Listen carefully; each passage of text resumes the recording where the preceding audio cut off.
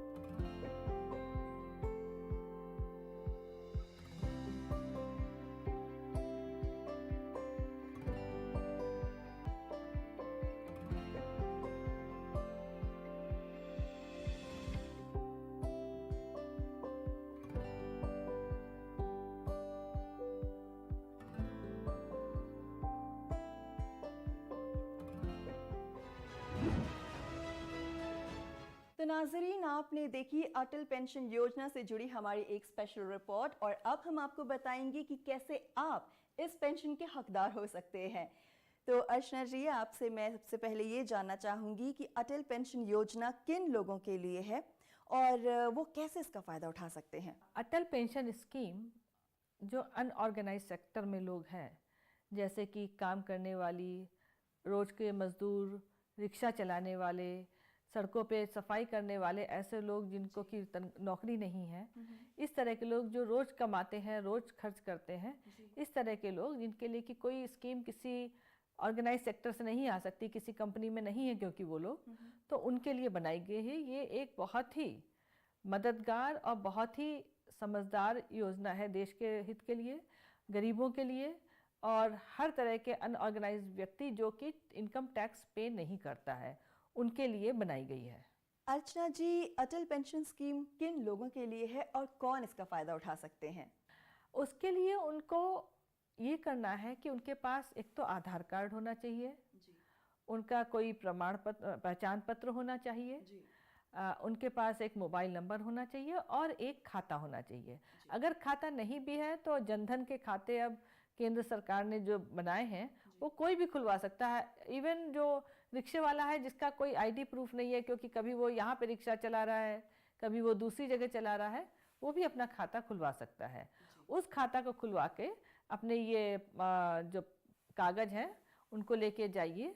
कोई भी बैंक, जितने भी नेशनलाइज्ड बैंक है, राष्ट्रीयकृत बैंक है भारत के, वो सभी नहीं, प्राइवेट बैंक भी जो बड़े बड़े हैं, ICICI है, HDFC है, ये सब भी इस योजना से का हिस्सा है और इस योजना के लिए किसी भी गरीब को मदद करने के लिए ये उसके लिए फॉर्म भरेंगे और उसका खाते से ये चीज जुड़ी होगी, जिससे कि बीच में कोई बिचौलिया नहीं होगा और उनको सीधे उनके खाते में ये धन आएगा। जी, अब आप हमें ये बताइए कि ये स्कीम किस उम्र के लोगों के लिए है? ये स्कीम 18 साल से 40 वर्ष तक के लोगों के लिए है। उस समय पे इनको अपने खाते में एक खास तरह की राशि जमा करनी होगी। 7 रुपये रोज से लेकर के 100 रुपये महीने तक की राशि जमा की जाएगी और उसके बाद जब वो 60 साल के हो जाएंगे तो अपने आप उनके खाते में 1000 रुपये से 5000 रुपये तक की राशि आएगी। ये इस पर निर्भर करेगा कि उन्होंने कितनी राशि जमा की है और ये जिस भी बैंक में जाएंगे उस बैंक के अधिकारी इन लोगों को बताएंगे, उसके लिए वो लोग जवाबदेह हैं। अब मैं आपसे जानना चाहूँगी, क्या इस स्कीम के लिए आधार कार्ड का होना ज़रूरी है? जी हाँ, इसके लिए आधार कार्ड ज़रूरी है और आधार कार्ड का खाते से लिंक होना भी ज़रूरी है। अक्सर हम देखते हैं कि इन स्कीम्स के लिए काफ़ी भागदौड़, काफ़ी मशक्क़त करनी पड़ती है, तो कैसे लोग इसमें खुद को आसानी से रजिस्टर कर सकते हैं? बहुत ही सरल तरीका है, आपको कुछ नहीं करना है, आधार कार्ड आपको चाहिए ही चाहिए। आधार कार्ड बहुत आसानी से बन रहे हैं आजकल, बैंक वाले खुद आधार कार्ड बनाते हैं। आधार कार्ड होना चाहिए, आपका एक खाता होना चाहिए, आपका एक मोबाइल नंबर होना चाहिए जिससे कि लिंक किया जा सके और एक ई श्रम कार्ड बन रहा है, उसमें भी आप उसके थ्रू भी अपना ये अटल पेंशन योजना के लिए अपना पैसा जमा कर सकते हैं, क्योंकि ई श्रम कार्ड में भी आपका खाता होना ज़रूरी है। तो चाहे ई श्रम कार्ड बनवा लीजिए, उससे भी अटल पेंशन योजना में आप जुड़ सकते हैं और सीधे भी अगर आप बैंक में चले जाएंगे तब भी आप इस अटल पेंशन योजना से जुड़ सकते हैं। आपने बैंकों का जिक्र किया, क्या बैंक में जाकर ज़रूरी कागजात जमा करने से हमारा नाम इस स्कीम से जुड़ जाएगा?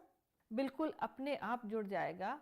सारे बैंकों को इसके बारे में सूचना है और इसके बारे में अगर वो नहीं करेंगे तो उनके ऊपर कार्यवाही भी की जाएगी, इसलिए कोई भी बैंक ऐसा नहीं करेगा।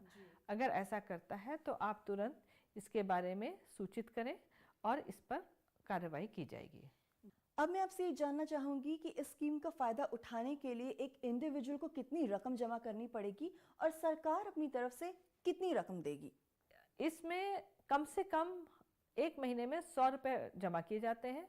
हर उम्र के लिए अलग अलग अमाउंट होता है, एक बात। दूसरी बात, किस उम्र के लिए कितना पैसा मिनिमम जमा करना है वो बैंक वाले बताते हैं खुद ही। लेकिन जब जमा हो जाता है पैसा तो उसका 40% सरकार देती है। हर महीने अगर 100 रुपये जमा कर रहे हैं तो 40 रुपये सरकार उसके खाते में डालती रहती है अपने आप, और इसके लिए कोई भी जो है बीच में बिचौलिए की ज़रूरत नहीं है, अपने आप ये काम होता है। और जब 60 साल का हो जाएगा तो उसको 1000 से लेकर के 5000 तक कुछ भी मात्रा का पैसा उसके खाते में अपने आप आएगा और वो इस पर निर्भर करेगा कि उसने कितना हर महीने जमा किया था। अर्चना जी, आप हमें ये बताइए कि सरकार ये पेंशन देना कब से शुरू करती है? जब वो 60 साल का हो जाएगा तब वो पेंशन शुरू हो जाएगी अपने आप। अर्चना जी, क्या इस स्कीम की कोई गारंटी है? ऐसा तो नहीं कि मरकजी सरकार इसे रन करे और कोई दूसरी सरकार आए और ये स्कीम बंद हो जाए? नहीं, ऐसा नहीं होगा। ये स्कीम गारंटी शुदा है, कोई भी सरकार आए, कोई भी सरकार जाए, लेकिन ये स्कीम बनी रहेगी, इसमें ऐसा प्रावधान है। अब मैं आपसे जानना चाहूंगी कि ऐसे कौन कौन से बैंक हैं जो इस स्कीम से जुड़े हैं और एक आम इंसान को उन बैंक्स के बारे में कैसे पता चलेगा? एक आम इंसान कहीं पे भी जहाँ पे भी जनधन खाता अपना खोल सकता है, जी। वो बैंक इससे जुड़ा है। एक ही छोटा सा सिंपल सा नियम है। उसके अलावा ज़्यादा डिटेल अगर जानना चाहती हैं आप, तो आपको बता दें जितने भी राष्ट्रीयकृत बैंक हैं, चाहे SBI हो, बैंक ऑफ बड़ौदा, मतलब छोटे से 2-3 नाम ले रही हूँ, बहुत सारे हैं, PNB, बहुत सारे बैंक हैं, वो सब इस स्कीम से जुड़े हैं। इसके अलावा बड़े बड़े प्राइवेट बैंक भी इस स्कीम से जुड़े हैं और सरकार की तरफ से ये प्रयास है कि सारे बैंक जितने भी भारतवर्ष में हैं, सब इस स्कीम का लाभ बनाने के लिए, गरीबों के लिए अपने को तैयार रखें। जी। अर्चना जी, अब आप मुझे ये बताइए कि अगर किसी शख्स की मौत हो जाए तो फिर इस स्कीम का फायदा किसे मिलेगा? अगर उस शख्स की मौत हो जाएगी तो इस स्कीम के द्वारा उसकी पत्नी अगर जिंदा है तो उसको भी पेंशन मिलेगी। और अगर पति और पत्नी दोनों ही के पास अटल पेंशन योजना है, क्योंकि दोनों लोग अलग अलग अपने लिए ले सकते हैं, तो पत्नी को अपनी भी पेंशन मिलेगी और पति की मृत्यु के बाद जो पेंशन मिलती है वो भी मिलती रहेगी। अब मैं आपसे जानना चाहती हूँ, क्या एक शख्स एक ही खाता खोल सकता है? अटल पेंशन योजना के लिए एक ही खाता रहेगा। उसके अलावा खाता खोलना तो वैसे भी अब नियम बन रहा है कि सबको एक ही खाता खोलना चाहिए, क्योंकि एकीकृत स्कीम चल रही है सारी। पर वैसे अगर चाहे 1-2 खाता किसी वजह से खोलना पड़ गया हो तो खुल सकता है, पर अटल पेंशन योजना एक ही खाते से होगा। अब आप मुझे ये बताइए कि इस स्कीम को चलाता कौन है? केंद्र सरकार से ये स्कीम रन होती है, उसके फाइनेंस मिनिस्ट्री से होती है। अर्चना जी, अब मैं आपसे ये जानना चाहती हूँ कि इस स्कीम को लाने के पीछे की वजह क्या है? इस स्कीम को लाने की वजह ये है कि जो अनऑर्गेनाइज सेक्टर है, उसका जब बुढ़ापा आता है, उसके पास कोई रास्ता नहीं होता है। मान लो उसके बच्चे ना हो, हम जानते हैं एक काम वाली है, उसके बच्चे नहीं हुए हैं, अब वो लोग बुढ़े हो जाएंगे तो उनका कौन देखभाल करेगा? और इतने शिथिल हो गया होगा बुढ़ापे में उम्र की वजह से कि वो काम भी नहीं कर पाएंगे, उनका खर्चा कैसे चलेगा? उसको ध्यान में रख के ये स्कीम लाई गई है। इसलिए ये स्कीम बहुत ही प्रभावी है और गांव-गांव तक इसके बारे में सूचना है और गांव-गांव तक इसके बारे में इम्प्लीमेंटेशन भी है। अब आप मुझे ये बताइए कि ये स्कीम क्या सिर्फ मजदूर तबके या जो अनऑर्गेनाइज सेक्टर में काम कर रहे लोग हैं उन्हीं के लिए है? जी हाँ, ये सिर्फ अनऑर्गेनाइज सेक्टर के लोगों के में काम करने वाले लोगों के लिए, स्पेशली जो इनकम टैक्स पेई नहीं है, कोई भी हो सकता है वो, उसके लिए है। चाहे झाड़ू लगाने वाला हो, चाहे बर्तन धोने वाला हो, चाहे फैक्ट्री में भी जो अनऑर्गेनाइज, कई है फैक्ट्री में जो टेम्परेरी लेबर होती है, उनके लिए भी ये स्कीम लागू होगी। अर्चना जी, अब मैं आपसे ये जानना चाहती हूँ कि अगर किसी वजह से कोई इंडिविजुअल अपनी रकम जमा ना करा पाए और कुछ महीनों का वक्फा आ जाए, तो क्या वो बकाया रकम एक साथ जमा करा सकता है? जी हाँ, बकाया रकम जमा की जा सकती है। जैसे 100 रुपये पे 1 रुपये का फाइन लगेगा हर महीने के हिसाब से, तो जितने महीने का वक्फा हुआ है उतने के हिसाब से अगर जमा कर देंगे तो ये स्कीम फिर से चालू हो जाएगी। नाजरीन, इस स्कीम का फ़ायदा उठाने के लिए आपको सबसे पहले इस स्कीम को समझना होगा। फिर आपको ये तय करना होगा कि आप 1000 रुपये की पेंशन लेना चाहते हैं या फिर 5000 रुपये की, क्योंकि उसी हिसाब से सरकार आपके खाते में कुछ रकम जमा करेगी और बाकी रकम आपको किस्तों में जमा करनी होगी।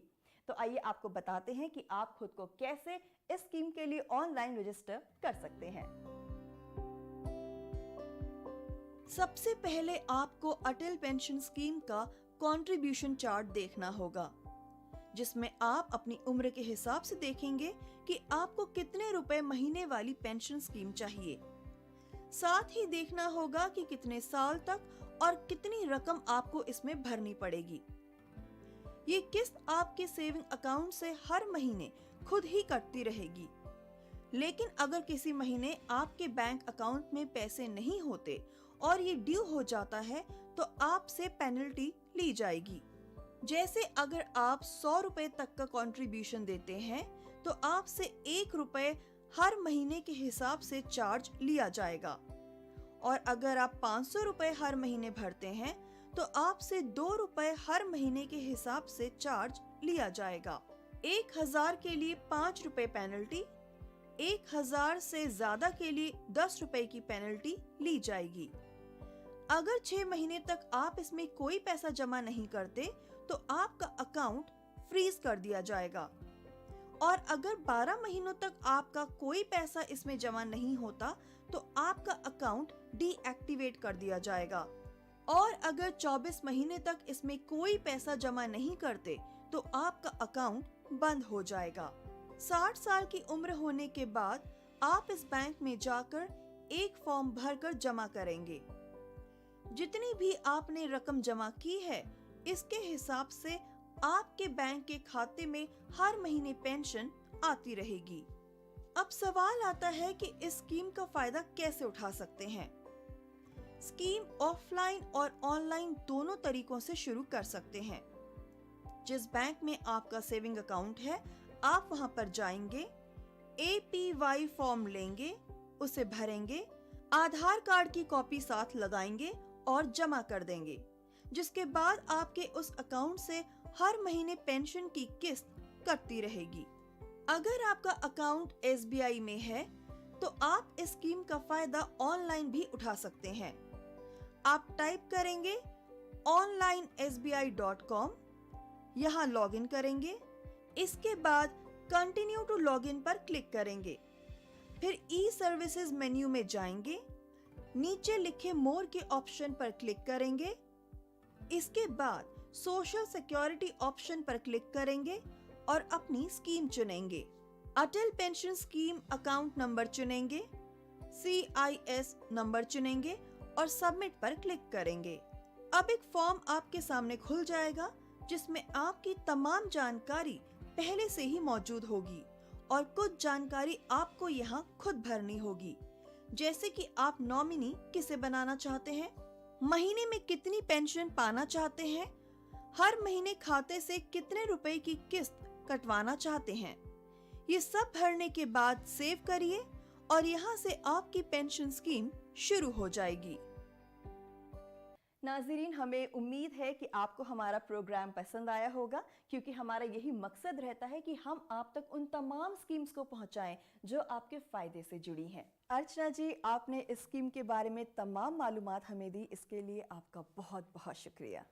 मैं भी बहुत बहुत शुक्रगुजार हूँ आप लोगों की कि आप लोगों ने एक जो बहुत ही गरीब लोग हैं जिनको कि कुछ पता नहीं होगा, आपके चैनल के थ्रू उनको ये सूचना मिलेगी और उनकी मदद होगी। बहुत अच्छा प्रोग्राम है।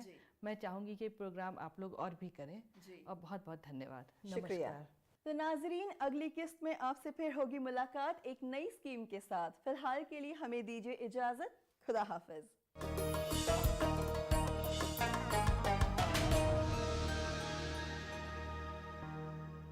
अब देश बड़े संकल्प ले